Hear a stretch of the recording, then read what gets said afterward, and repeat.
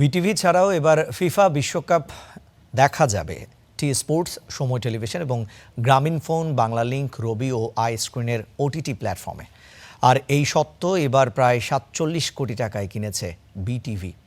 সচিবালয়ে এ নিয়ে এক ব্রিফিংয়ে তথ্য প্রতিমন্ত্রী ইয়াসের খান চৌধুরী বলেন, আওয়ামী লীগের সময় সুবিধাভোগী একটি বেসরকারি প্রতিষ্ঠানের মাধ্যমে বিটিভির কাছে এই সত্ত্ব ২০০ কোটি টাকায় বিক্রির চেষ্টা হয়েছিল। পরে তা প্রায় ১০০ কোটিতে কিনে লোকসানের মুখে পড়ে বাংলাদেশ টেলিভিশন।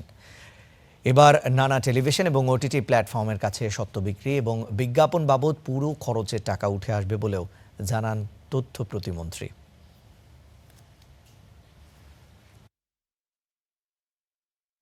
আমরা ফিফার সাথে অত্যন্ত সাশ্রয়ী এবং যৌক্তিক মূল্যে চুক্তি স্বাক্ষর করার আহ্বান জানাই। অত্যন্ত স্বচ্ছ প্রক্রিয়ায় এবং বাংলাদেশের নীতিমালার আলোকে এবারের ফুটবল বিশ্বকাপ সম্প্রচারের চূড়ান্ত চুক্তিমূল্য নির্ধারিত হয়েছে মাত্র $3.85 মিলিয়ন।